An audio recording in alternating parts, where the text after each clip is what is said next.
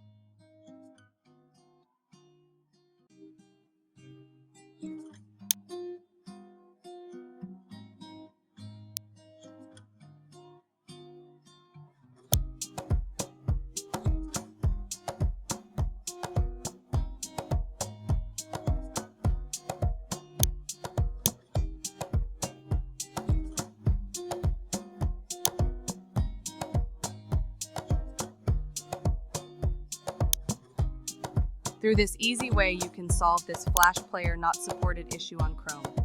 If you find my video helpful, then don't forget to subscribe, like, and comment. Thanks for watching.